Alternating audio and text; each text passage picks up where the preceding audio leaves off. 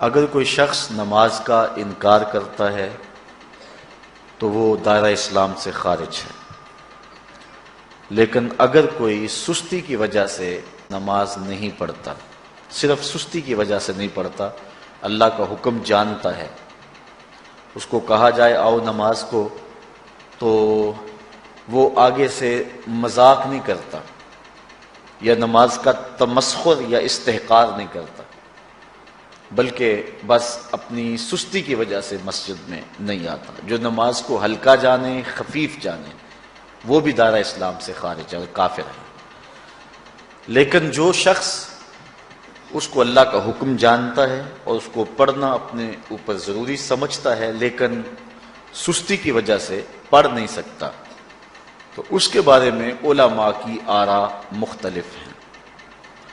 حضرت امام اسحاق اور حضرت امام احمد رضی اللہ تعالی عنہما آپ تو فرماتے ہیں کہ ایسا شخص کافر ہے اور اس کو قتل کرنا واجب ہے۔ حضرت امام مالک کا قول ہے کہ، اور امام شافعی کا بھی یہی قول ہے، وہ بھی کہتے ہیں کہ اس کو قتل کیا جائے گا اور بطور حد قتل کیا جائے گا۔ حضرت امام اعظم امام ابو حنیفہ علیہ رحمہ آپ فرماتے ہیں کہ بے نمازی کو قتل نہیں کیا جائے گا، بلکہ اس پر تعزیر نافذ ہوگی۔ یہ حاکم وقت کی ثواب دید پر ہے کہ وہ اس پر کیا سزا دیتا ہے، اور فرمایا اس کو 7 قید کیا جائے گا اور توبہ کے لیے اس کو زور دیا جائے گا۔ اگر وہ توبہ کر لے تو اس کو قید سے باہر نکال لیا جائے گا، ورنہ اس کو قید رکھا جائے گا۔ صحابہ کہتے ہیں کہ ہم کسی عمل کے تارک کو کافر نہیں سمجھتے تھے سوائے نماز کے تارک کے، اور آقا کریم علیہ السلام کا ایک فرمان ہے، من ترک الصلاۃ متعمدا فقد کفر جہارا، جس نے جان بوجھ کے نماز چھوڑی اس نے اعلانیہ کفر کیا۔ امام اعظم امام ابو حنیفہ علیہ رحمہ وہ فرماتے ہیں کہ یہ حدیث محل ترہیب میں ہے، گویا اس نے کافروں والا کام کیا، اس لیے آپ یہ فتویٰ دیتے ہیں کہ اس کو قید کیا جائے گا اور نماز کی پابندی کا زور دیا جائے گا، اور وہ توبہ کرے تو اس کو چھوڑ دیا جائے گا۔ لیکن باقی ائمہ بعض کہتے ہیں اس کو حداً قتل کیا جائے، اور امام اسحاق اور امام احمد کہتے ہیں اس کو قتل کرنا واجب ہے۔ تو بے نمازی جو اللہ کے حکم کی پابندی سستی کی وجہ سے نہیں کرتا، یہ اس کے لیے حکم ہے۔ جو شخص تحقیر کرتا ہے نماز کی، ہلکا جانتا ہے، تمسخر اڑاتا ہے یا اس کا انکار کرتا ہے، تو اس کے بارے میں علماء کے اندر کوئی اختلاف نہیں ہے، وہ ائمہ اربعہ کے نزدیک کافر ہے، دائرہ اسلام سے خارج ہے، مرتد ہے۔ لیکن سستی کی وجہ سے نماز نہ پڑھنے والا، اس کے بارے میں علماء کا یہ موقف ہے۔ حضرت غوث اعظم الشیخ سید عبد القادر جیلانی علیہ رحمہ آپ فرماتے ہیں کہ بے نمازی کو مسلمانوں کے قبرستان میں دفن نہ کرو۔ حضرت سلطان باہو علیہ رحمہ آپ کا قول ہے کہ بے نمازی سے خنزیر بھی پناہ مانگتا ہے۔ حضرت شیخ سعدی شیرازی فرماتے ہیں بے نمازی کو قرض نہ دو، جو اللہ کا قرضہ ادا نہیں کرتا تمہارا قرض کیسے لٹائے گا۔ اب آئیے ہم حضور علیہ السلام کے فرامین دیکھتے ہیں اس حوالے سے۔ حضرت جابر بن عبداللہ انصاری رضی اللہ تعالی عنہ سے مروی ایک روایت جس کو امام ابو داؤد نے روایت کیا، امام نسائی نے روایت کیا، دیگر محدثین نے روایت کیا۔ آقا کریم نے ارشاد فرمایا بین الرجل و بین الکفر ترک الصلاۃ، آدمی اور کفر کے درمیان ترک صلاۃ ہے، یعنی بندہ مومن اور بندہ کافر کے درمیان ترک صلاۃ ہے۔ جو نماز پڑھتا ہے وہ مومن ہے، اور جو نماز نہیں پڑھتا تو وہ کافروں والا کام کرتا ہے، یا دیگر ائمہ کے نزدیک وہ کافر ہے۔ یہ ترہیباً نہیں بلکہ یہ حکم ہے۔ اور حضرت نبی رحمت صلی اللہ علیہ وسلم کا ایک دوسرا فرمان ان الفاظ کے ساتھ ہے، بین الرجل و بین الشرک والکفر ترک الصلاۃ، شرک و کفر اور بندہ مومن کے درمیان نماز ترک کرنا ہے۔ حضرت امام ابن ماجہ نے ان الفاظ کے ساتھ روایت کو نقل کیا ہے، بین الکفر والایمان ترک الصلاۃ، ایمان اور کفر کے درمیان نماز کا ترک کرنا ہے۔ اور آقا کریم علیہ السلام کا وہ فرمان جو حضرت انس سے مروی ہے، جس کو طبرانی نے اپنی موجم میں لکھا، بھی آپ کے سامنے میں نے رکھا، کہ حضور نے فرمایا من ترک الصلاۃ متعمدا فقد کفر جہارا، جس نے جان بوجھ کے نماز چھوڑی اس نے اعلانیہ کفر کیا۔ حضرت ابو ہریرہ رضی اللہ تعالی عنہ سے ایک روایت ہے کہ وہ فرماتے ہیں لا سہم فی الاسلام لمن لا صلاۃ ولا صلاۃ لمن لا وضوء لہ، کہ اس شخص کا اسلام میں کوئی حصہ نہیں ہے جو نماز نہیں پڑھتا، اور اس شخص کا نماز میں کوئی حصہ نہیں ہے جو وضو نہیں کرتا۔ وضو کے بغیر نماز نہیں ہوتی اور نماز کے بغیر اسلام نہیں ہوتا۔ اور اسی روایت کو بالفاظ دیگر حضرت عبداللہ ابن عمر رضی اللہ تعالی عنہ نے حضور سے یوں روایت کیا ہے، طبرانی نے اپنی موجم میں اس کو لکھا، لا ایمان لمن لا امانتہ ولا صلاۃ لمن لا طہور لہ ولا دین لمن لا صلاۃ لہ۔ حضور فرمایا کہ اس شخص کا ایمان نہیں جس میں امانت نہیں، اور اس شخص کی نماز نہیں جس کو پاکیزگی حاصل نہیں، اور اس شخص کا دین نہیں جس کو نماز نصیب نہیں۔ حضرت امام ابن ماجہ نے اس روایت کو اپنے الفاظ کے ساتھ روایت کیا ہے۔ حضرت بریدہ رضی اللہ تعالیٰ عنہ اپنے باپ سے روایت کرتے ہیں اور وہ حضور سے روایت کرتے ہیں۔ حضور علیہ السلام نے ارشاد فرمایا ان العہد الذی بیننا و بینہم الصلاۃ فمن ترکھا فقد کفر، کہ ہمارے اور ان لوگوں کے درمیان جو معاہدہ ہے وہ نماز کا ہے، جس نے نماز کو چھوڑ دیا اس نے کفر کیا، یعنی ہمارا اور ان کا پھر اب معاہدہ باقی نہیں رہے گا۔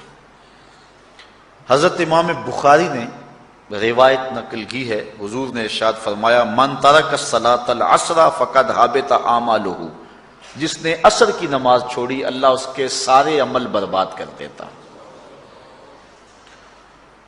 حضرت ابو ہریرہ رضی اللہ تعالی عنہ سے روایت ہے جس کو امام ابن ماجہ نے اور امام نسائی نے روایت کیا ہے، وہ حضور سے روایت کرتے ہیں، بڑی مشہور روایت ہے۔ حضور نے ارشاد فرمایا ان اول ما یحاسب بہ العبد بصلاتہ فان صلحت فقد افلح وانجح وان فسدت فقد خاب وخسر۔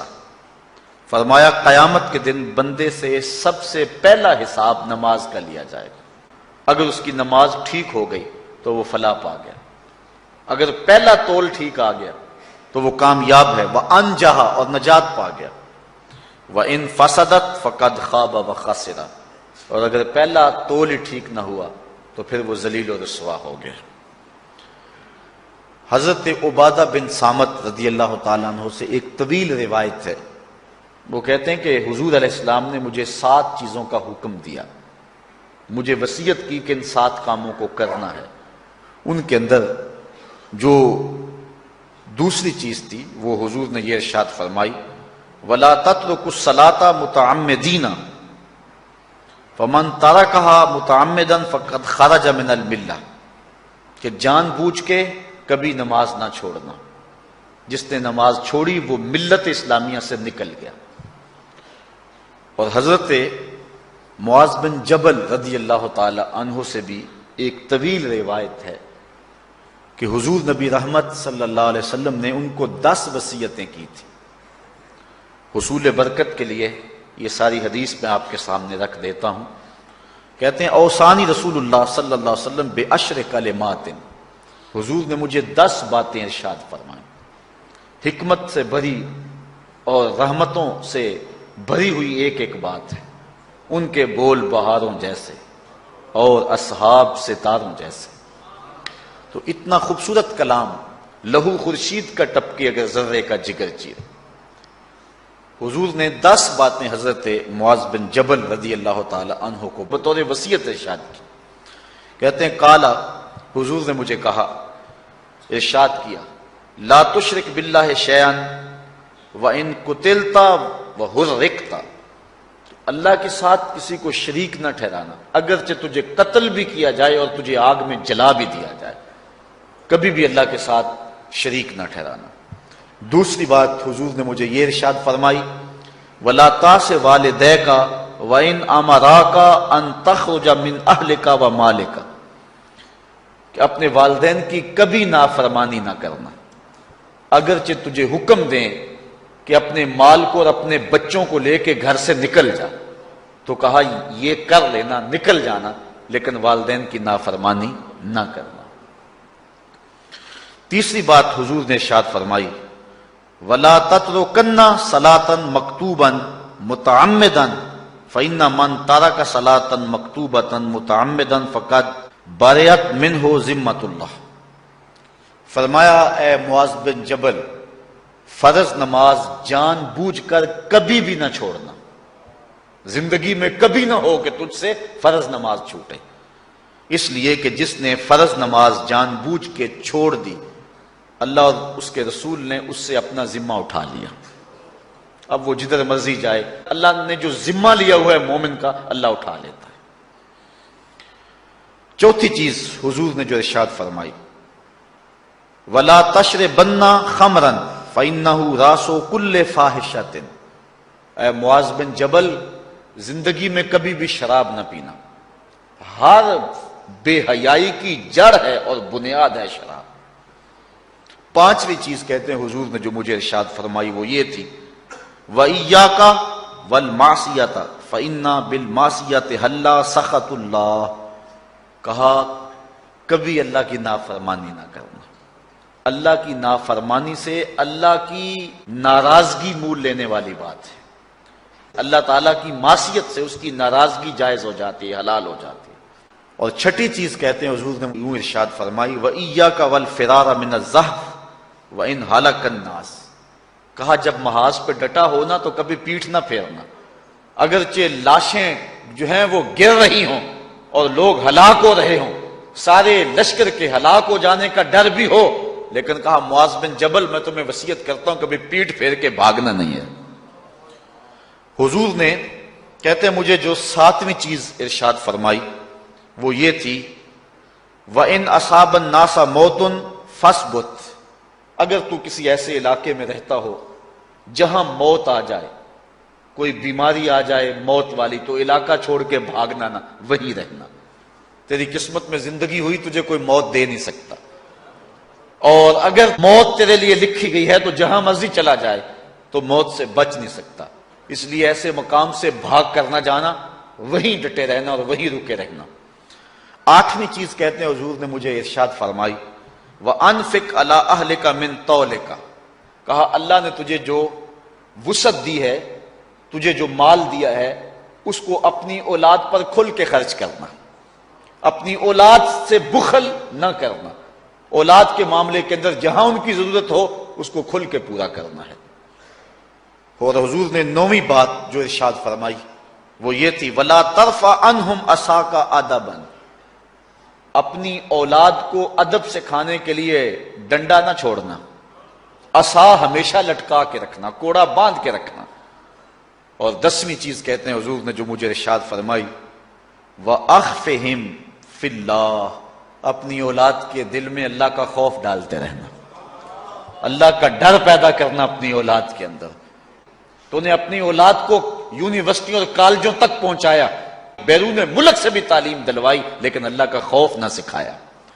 اللہ کا خوف سکھانا اپنی اولاد کو، ایسے لوگوں کی صحبت میں بٹھانا جن کی صحبت میں بیٹھ کر اللہ کا خوف پیدا ہو جائے. ان کو ایسی کتابیں لا کے دینا کہ جن سے خشیت الہی ان کے سینے میں پیدا ہو. اگر تو نے سب کچھ دے دیا، عالی نسب بنگلے دے دی اپنی اولاد کو، تو نے جو ہے وہ بہت اچھی تعلیم دلوا دی اپنی اولاد کو، دنیاوی سوسائٹی کے اندر ان کا وقار بہت بلند ہو گیا، تو نے سب کچھ دے دیا اپنی اولاد کو، اللہ کا خوف نہیں دیا تو کچھ بھی نہیں دیا. تو حضور نے جو 10ویں وصیت حضرت معاذ بن جبل کو کی وہ یہ ہے کہ انہیں اللہ سے ڈراتے رہنا، اللہ تعالیٰ کا خوف، ان کی خشیت ان کے سینے میں پیدا کرنا۔ اللہ اکبر۔ حضور کا ایک اور فرمان سنیے۔ حضور نے فرمایا کہ جو شخص نماز چھوڑتا ہے، ایک طویل حدیث ہے جس کا یہ حصہ ہے، وَقَانَ يَوْمَ الْقِيَامَةِ مَعَ قَارُونَ وَفِرْعَوْنَ وَحَامَانَ وَأُبَيِّ بْنِ خَلَف، جو نماز ترک کرتا ہے قیامت کے دن قارون کے ساتھ، فرعون کے ساتھ، حامان کے ساتھ اور ابی ابن خلف کے ساتھ کھڑا کر دیا جائے گا۔ جس صف میں اللہ کے دشمن کھڑے ہوئے ہوں گے، بے نوازی کو بھی اس صف میں کھڑا کر دیا جائے گا۔ کتنی رسوائی ہے، کتنی ذلت ہے۔ کوئی بندہ یہ گوارا کرتا ہے کہ مجھے اس صف میں کھڑا کر دیا جائے جس میں دشمنان خدا کھڑے ہوں، دشمنان رسول کھڑے ہوں، میری کوئی بہن، میری کوئی بیٹی، کیا یہ گوارا کر سکتی ہے کہ اس کو حضور پہ کانٹے پھینکنے والی ام جمیل کے ساتھ کھڑا کر دیا جائے، اس کو حضور کو اذیت دینے والی عورتوں کے ساتھ کھڑا کر دیا جائے؟ نہ میری کوئی بہن اور نہ کوئی میری ماں اس بات کو گوارا کرتی۔ تو جب ہم یہ گوارا نہیں کرتے تو پھر ہمیں عزم کرنا چاہیے کہ آج کے بعد نماز نہیں چھوڑنی ہے۔ میں نے کسی جگہ پہ یہ بات بیان کی اور ساری گفتگو اسی عنوان سے ہوئی، کچھ ماحول ایسا بنا ہوا تھا، تو مجھے بعد میں صابر نامی وہاں کے ایک ساتھی نے فون کیا 2 یا 3 دن کے بعد، کہنے لگا کہ ہماری بستی میں ایک شخص بھی بے نمازی نہیں رہا ہے۔ اس حدیث کا زور اتنا ہے، اس حدیث کا وزن اتنا ہے۔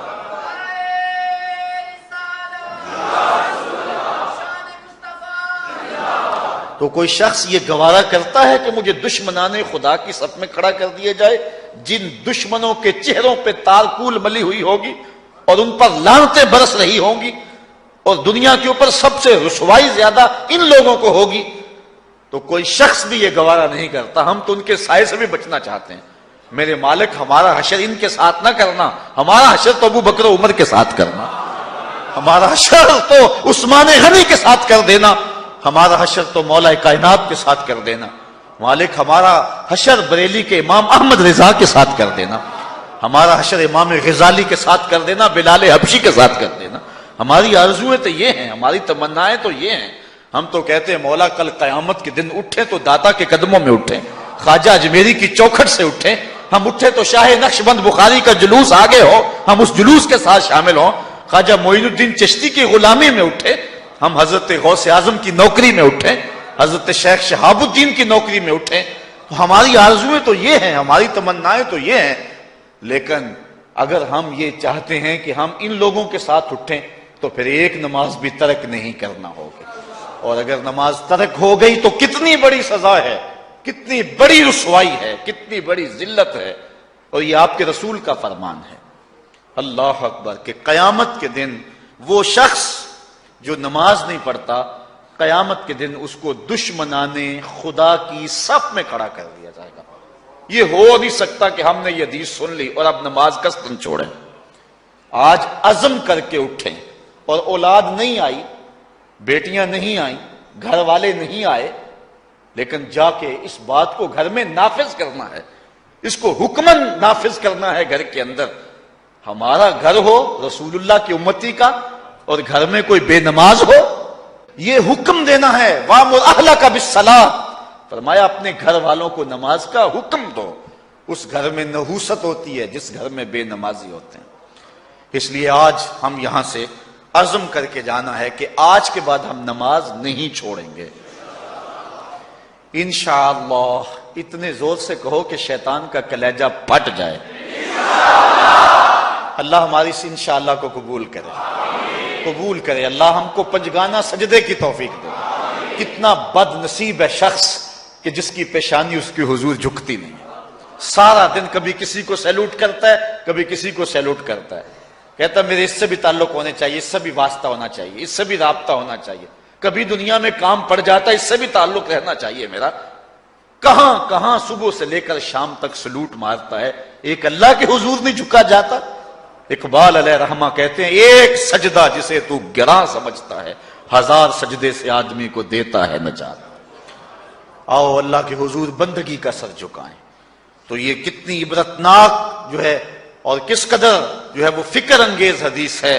وَقَانَ يَوْمَ الْقِيَامَةِ مَعَ قَارُونَ وَفِرْعَوْنَ وَحَامَانَ وَأُبَيِّ بْنِ أَبِي خَلْف، وہ شخص ان بد نصیب لوگوں کے ساتھ کھڑا ہوگا جس کو نماز کی توفیق نہیں ہے۔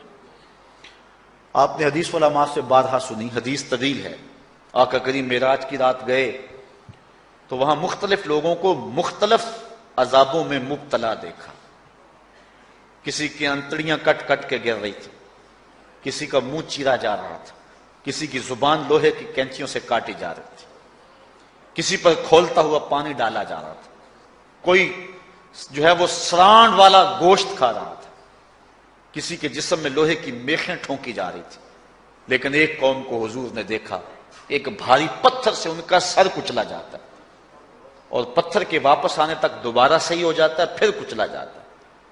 حضرت جبریل امین سے حضور نے فرمایا کہ یہ کون لوگ ہیں؟ یا جبریلو من ہاؤلائے، یہ لوگ کون ہیں کہ ان کے سر پتھروں سے کچلے جا رہے ہیں؟ قال ہاؤلائے الذین تثاقلت رؤوسہم عن الصلاۃ المکتوبہ، کہا یہ وہ بد نصیب لوگ ہیں کہ فرض نمازوں سے جن کے سر بوجھل رہتے تھے، نماز پنجگانہ فرض بھی نہیں پڑھا کرتے تھے، یہ وہ بد نصیب ہیں، آج ان کے سر کوٹے جا رہے ہیں۔ یہ تھوڑی سی زندگی ہے، تھوڑی سی زندگی ہے، 60-70 سال بڑی زندگی ہو وہ مگر نصیب ہو جائے تو پتہ نہیں ہے کہ کل ہمارا آنے والا کہاں ہے۔ کتنا غافل اور بد نصیب ہے وہ شخص کہ جس کو سجدہ نصیب نہیں ہے۔ سجدہ تو بندگی کا نام ہے۔ زندگی آمد برائے بندگی، زندگی بے بندگی شرمندگی۔ بندہ تو ہے ہی بندگی میں۔ کسی شخص نے راستے میں جاتے جاتے چائے کی پیالی پلا دی ہو نا بازار میں، تو ہم جب بھی اس گلی سے گزرتے ہیں اس کو سلوٹ کر کے جاتے ہیں، السلام علیکم۔ یار اس سے بڑے سلام لیتے ہو، یہ بڑا محبت والا، بڑے اخلاق والا ہے۔ یار جس نے چائے کی پیالی پلا دی ایک مرتبہ، اس کو تو جاتے آتے سلام کر کے جاتے ہو جس رب نے زندگی بخشی ہے، جس رب نے جو ہے وہ ساری بہاریں عطا کی ہیں، اس کے حضور میں جھکا جاتا ہے۔ کتنا متکبر شخص ہے جو اللہ کے حضور نہیں جھکتا۔ اللہ اکبر۔ کہا یہ وہ بد نصیب لوگ ہیں فرض نمازوں سے جن کے سر بوجھل رہا کرتے تھے۔ اللہ اکبر۔ حضور نبی رحمت صلی اللہ علیہ وآلہ وسلم نے ارشاد فرمایا، نماز چھوڑنا تو خیر بہت بری بات ہے، جو شخص نماز پڑھتے ہیں لیکن جماعت سے نہیں پڑھتے، فرمایا میرا جی چاہتا ہے کہ اپنی جگہ کسی اور کو کھڑا کروں اور جوانوں کا ایک گروہ ساتھ لوں، اور جو لوگ مسجد میں نماز پڑھنے نہیں آتے ان کے گھروں کو آگ لگا دوں۔ رحمت للعالمین آقا فرما رہے ہیں کہ ان کے گھروں کو آگ لگا دوں۔ کتنا غصہ ہے ان لوگوں پر کہ جو مسجد میں آ کر نماز نہیں پڑھتے، اور جو پڑھتے ہی نہیں، اس دور میں تو کوئی تھا ہی نہیں کہ مومن ہو نماز نہ پڑھتا ہو۔ اللہ اکبر۔ تو مومن نماز ہی پڑھتے تھے، تو اگر کسی سے گھر میں نماز پڑھی گئی تو فرمایا میرا جی چاہتا ہے۔ آج نماز تو نماز رہی، ہم کو تو جمعہ بھی نصیب نہیں ہے۔ کتنے لوگ ہیں کہ جو پابندی کے ساتھ نماز جمعہ بھی نہیں پڑھتے ہیں۔ حضور کا ایک فرمان سنیے، آقا کریم نے ارشاد فرمایا، من ترک الجمعۃ ثلاث جمع متوالیات فقد نبذ الاسلام وراء ظہرہ، جس نے بغیر کسی عذر کے 3 جمعے چھوڑ دیے اس نے اسلام کو اپنی پشت کے پیچھے ڈال دیا، اس نے پرواہ ہی نہیں کیا اسلام کی۔ اور ایک حدیث کے لفظ ہیں، من ترک ثلاث جمعات من غیر عذر کتب من المنافقین، جس نے بغیر کسی عذر کے 3 جمعے چھوڑ دیے اس کا نام منافقوں کی فہرست میں لکھ دیا جاتا۔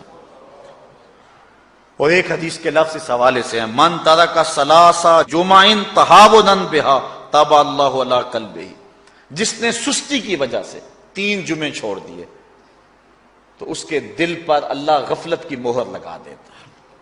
یہ وہ بد نصیب شخص ہے کہ جو نماز جمعہ چھوڑتا ہے۔ حضرت ابن حجر نے الزواجر کے اندر ایک روایت لکھی ہے، وہ فرماتے ہیں جو شخص نماز ترک کرتا ہے اس کو بہت ساری رسوائیاں ہیں۔ وقت اتنا طویل نہیں ہے کہ ایک ایک چیز کو تفصیل سے بیان کروں۔ وہ کہتے ہیں پہلی بات تو یہ ہے کہ اس کی عمر میں برکت اٹھا لی جاتی، دوسری بات اس کے چہرے سے صالحین کا نور اتار لیا جاتا ہے۔ تیسری بات، وہ کوئی بھی عمل کرے اس کا ثواب نہیں ملتا اس کو، یہ دنیا پر اس کو سزائیں ہیں۔ چوتھی سزا دنیا پر اس کو یہ ملتی ہے، اس کی دعائیں قبول نہیں ہوتی۔ اور پانچویں سزا اس کے لیے یہ ہے کہ اس کے لیے جو نیک لوگ دعا کرتے ہیں ان دعاؤں کا حصہ اسے نہیں ملتا۔ مومن نیک سحری وقت اٹھ کے دعا مانگتے ہیں، اللہ پوری امت پر کرم کر دے، تو یہ بھی امت میں شامل ہے۔ دعا اللہ والے کی تو قبول ہوئی، لیکن اس کا حصہ نکال دیا گیا، اس کا حصہ نیک لوگوں کی دعاؤں سے نکال دیا گیا۔ اور جب وہ مرنے لگتا ہے، نزا کے وقت تین اس کو سزائیں ملتی ہیں۔ ایک تو بھوکا مرتا ہے، دوسرا پیاسا مرتا ہے، تیسرا ذلیل ہو کے مرتا ہے۔ اور قبر کے اندر اس کو تین سزائیں ہیں۔ حضرت امام ابن حجر کہتے ہیں، ایک تو اس کی قبر تنگ کر دی جائے گی، حتیٰ کہ ادھر والی پسلیاں ادھر اور ادھر والی پسلیاں ادھر۔ دوسرا، اس کی قبر میں آگ ڈالی جائے گی، جو اللہ کے حضور نہیں جھکتا اس کی قبر اس لائق ہے کہ اس میں آگ ڈالی جائے۔ اور تیسری، اس کے اوپر ایک اژدہا مسلط کر دیا جائے گا جس کا نام ہے شجاع الاقرع، اور جب وہ ڈنگ مارے گا تو 70 گز تک وہ شخص زمین میں دنس جائے گا، اور وہ مسلسل یہ ڈنگ مارتا رہے گا۔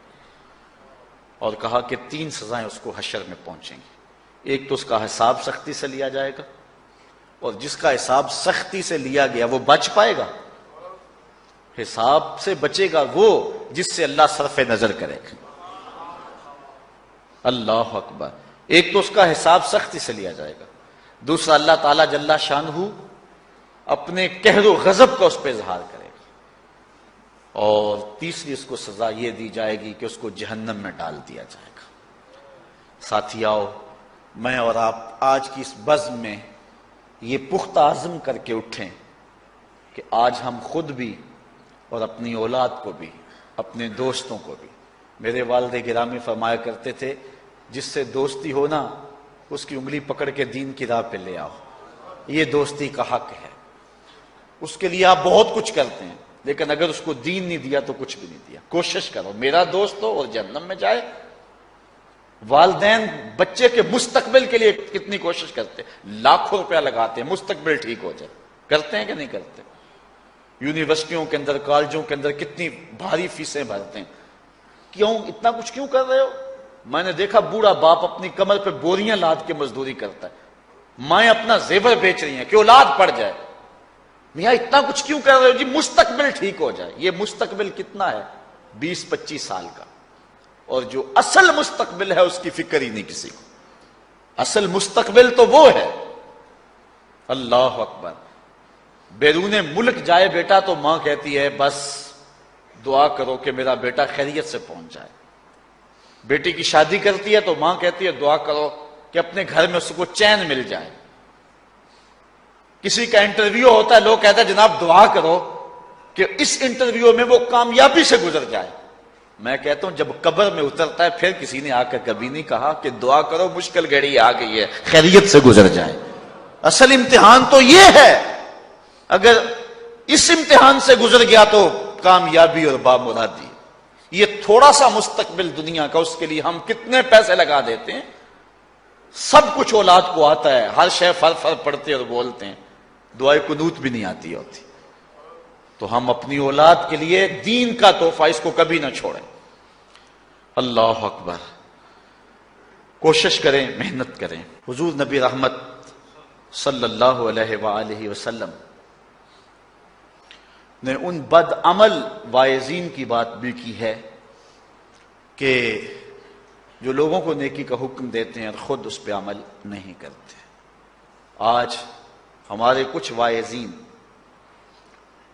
لوگوں کو تو واضح تلقین اور نصیحت کرتے ہیں اور خود نماز میں سخت سستی کا ارتکاب کرتے ہیں، اور جس سے قوم کے اندر نماز میں سستی عملاً پیدا ہو جاتی ہے۔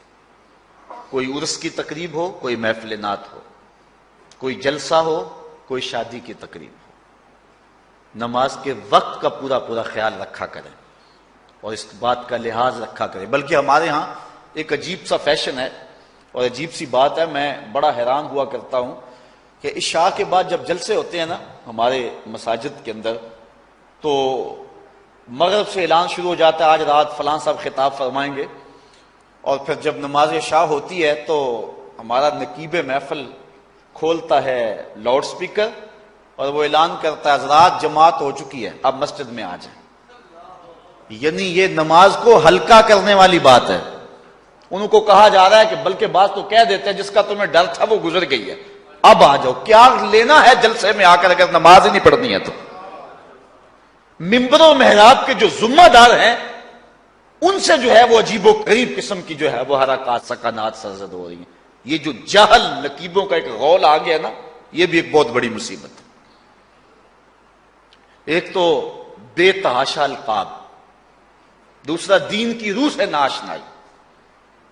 وہ کسی نے کہا تھا نا کہ پہلے حضرت غوث پاک ولی بناتے تھے، چور سے کتب بناتے تھے، آج کل ہم بناتے ہیں۔ کہا تم کیسے؟ کہا ہمیں پتا ہوتا ہے یہ چور بیٹھا ہوا ہے، ہم کہتے ہیں غوث زماں اور کتب دوران۔ بے تحاشا اور بے تکا انداز، اور پھر دین کی روح سے یہ ناشنائی کہ باقاعدہ اعلان ہوتا ہے جناب جماعت ہو چکی اب تو آ جاؤ۔ تو کیا کرنا ہے ساری رات جاگ کے اگر عشاء کی نماز ہی نہیں پڑھی تو نماز کو ہلکا کیا گیا ہے۔ اسی طرح جلسہ لمبا ہو رہا ہے اور نماز کا وقت سکڑ رہا ہے، ان چیزوں کا التزام کرنا ہے، ہم نے کوشش کرنی ہے۔ اور یہ بھی ایک مصیبت ہے کہ دربار بڑا اونچا ہے اور مسجد کے اندر جانوروں کی بینٹیں پڑی ہوئی ہیں۔ حیثیت تو مسجد کی ہے، دربار کی تو ثانوی حیثیت ہے۔ دربار پہ 3 کروڑ روپیہ لگا ہوا ہے اور مسجد میں چٹائیاں بھی موجود نہیں ہیں۔ اپنے بھی خفا مجھ سے ہیں بیگانے بھی ناخوش، کہ زہر حلاحل کو کبھی کہہ نہ سکا کند، بات وہی کہتا ہوں سمجھتا ہوں جسے حق، نہ ابلہ مسجد ہوں نہ تہذیب کا فرزند۔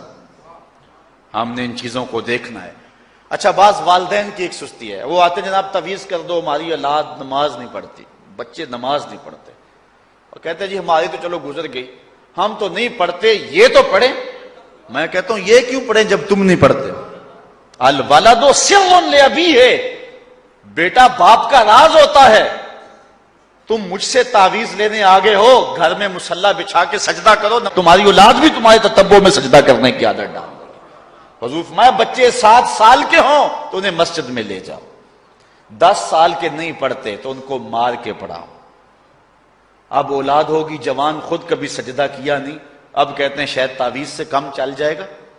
جو تعویذ اللہ کے رسول نے تمہیں دیا تھا کہ 7 سال کے ہوں تو پکڑ کے انگلی مسجد کا راستہ دکھاؤ، 10 سال کے ہو جائیں تو مار کے پڑھاؤ، ان کے سینے میں اللہ کا خوف داخل کرو، ان کو قرآن کی تلاوت سکھاؤ۔ علموا اولادکم 3 خصال، اپنی اولاد کو 3 چیزیں سکھاؤ۔ حب نبیکم، ایک اپنے نبی کا پیار سکھاؤ، وحب اہل بیت ہی، رسول اللہ کے اہل بیت کا پیار سکھاؤ، وتلاوت القرآن، اور قرآن کا پڑھنا سکھاؤ۔ چھین لو سیڑیاں ان کے ہاتھوں سے گانے والی، چھین لو ان کے ہاتھوں سے جو ہے وہ ناول، اور ان کے ہاتھ میں قرآن دے دو۔ کتنے خوش نصیب دن تھے، گلیوں سے گزرتے تھے، گھروں سے قرآن کے پڑھنے کی آواز آتی تھی۔ آج پاپ میوزک کی صدائیں تو آتی ہیں، آج قرآن کی آوازیں نہیں آتی۔ تو یہ عجیب ہے جی ہم نہیں پڑھتے، یہ تو پڑھے۔ میں کہتا ہوں یہ کیوں پڑھیں جب تم نہیں پڑھتے ہو؟ تمہارے اوپر کیا اب فرض ساقط ہو چکا ہے بڑھاپے کی وجہ سے؟ تم بوڑھے ہو کے نہیں پڑھتے ہو، تمہاری اولاد تم چاہتے ہو جوانی میں پڑھ لے؟ تم خود اللہ کے حضور سجدہ کرو اور پھر دیکھنا تمہارے تتبع میں، تمہاری اتباع میں تمہاری اولاد بھی تمہاری پیچھے پیچھے ہوگی۔ اللہ اکبر۔ صاحب اس عنوان سے کہنے کے لیے بہت کچھ ہے۔ اللہ تعالیٰ جل شانہ اپنی رحمتیں عطا فرمائے۔ اعلی حضرت سے 2 لوگوں نے فتویٰ پوچھا۔ بریلی کا ایک محلہ ہے، محلہ ذخیرہ، اس میں ہادی حسن اور قرب محمد نامی لوگوں نے تنظیم بنائی نماز کی دعوت کے لیے۔ کچھ لوگ ان کی بات کو نہ سنتے، اعلی حضرت سے استفتاء کیا، فتاوی رضویہ کے اندر موجود ہے کہ ہم نماز کی دعوت دیتے ہیں، کچھ لوگ اس کے باوجود نہیں آتے، تو حکم شرعی کیا ہے؟ تو اعلی حضرت فرماتے ہیں کہ پہلے تو نرمی سے انہیں سمجھائیں، آؤ نماز کی طرف۔ نہیں مانتے، مؤثر لوگ ڈالیں جو ان کو کہیں۔ یہ تھے ہمارے کرنے والے کام، ہم کن جھگڑوں میں پڑے ہوئے۔ مؤثر معاشرے کے لوگ تلاش کریں اور ان کو سمجھائیں، جن کی وہ مانتے ہیں، ٹالتے نہیں۔ ان سے سمجھائیں ان کو. آپ فرماتے ہیں اگر ان کے سمجھانے سے بھی نہیں سمجھتے تو فرمایا فتویٰ پھر یہ ہے ان سے بائیکاٹ کر دیں، ان سے ترک کلام کر دیں، ان سے گفتگو چھوڑ دیں. ہم نے تو کبھی بیٹوں سے نہیں چھوڑی گفتگو. بیوی بے نماز ہو ہم ہر شے بیوی سے منوا لیتے ہیں. کبھی کہا تیرے ہاتھ کی پکی روٹی نہیں کھاؤں گا اگر تو نماز نہیں پڑھتی؟ کبھی بیٹا کہے امی تو نماز نہیں پڑھتی میں تیرے ہاتھ کی روٹی نہیں کھاؤں گا؟ جو ماں بیٹے کے لیے سب کچھ کرتی ہے، کتنے دکھ جھیلتی ہے، کسی کے گھر کے برتن مانجنے پڑے وہ بھی مانجتی ہے، کیا بیٹے کی خواہش پہ نماز نہیں شروع کر دے گی؟ جب عادت ڈالے گی تو پھر اللہ دل میں بھی وہ محبت ڈال دے گا. کیونکہ ہمارا تو اتنا ہی کام ہے نا. حضرت بایزید بسطامی نے یہی کیا تھا نا. حضرت بایزید بسطامی علیہ رحمہ بسطام کے لوگوں کی تربیت کر رہے ہیں. کسی محلے کے کونے میں آ کر ایک فاحشہ عورت بیٹھ کے لوگوں کا دین ایمان اجاڑنے لگی. کسی نے کہا بایزید تیرا شہر لٹ رہا ہے، جس کو تو اشکوں سے سیراب کیا تھا اور سجدہ ہائے سحرگاہی سے جس شہر کو نور بخشا تھا، تیرا شہر لٹ رہا ہے. کہا کیا ماجرا ہوا؟ لوگوں نے کہانی سنائی. بایزید بسطامی صبح مصلی اٹھایا اور جا کے اس فاحشہ عورت کے دروازے پہ مصلی بچھا لیا. اب جو بھی گاہک آتا بایزید بسطامی کو بیٹھا ہوا دیکھ کے راستہ بدل لیتا. اس نے انتظار کیا، رات کے اندھیرے گہرے ہو گئے، آج کوئی گاہک ہی نہیں آیا.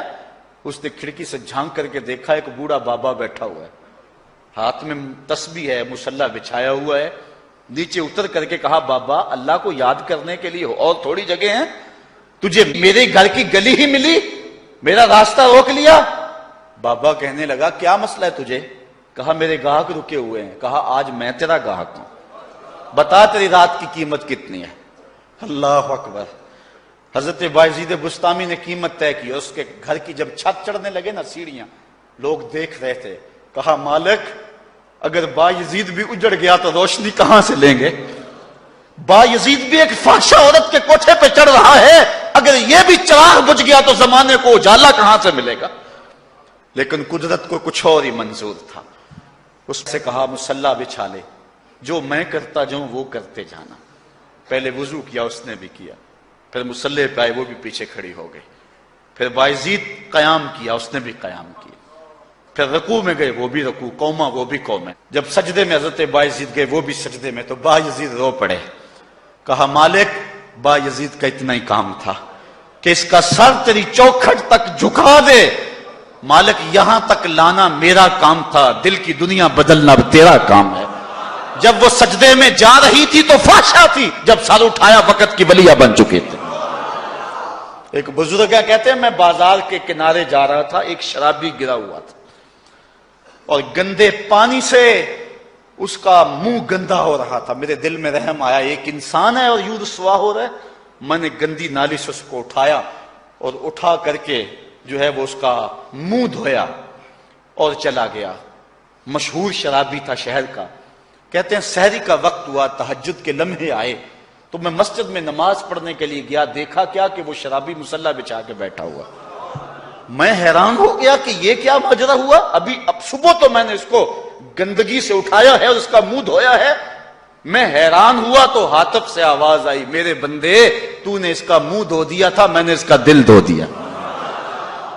صاحبو ہم اپنا کام کریں، کوشش کریں، کھینچ کے لے آئیں کسی کو مسجد میں اور پھر دیکھنا رب کے رنگ. وہ بڑا کریم ہے، وہ بڑا رحیم ہے. آئیے آج کی اس مجلس میں ہم یہ عزم لے کر کے جائیں.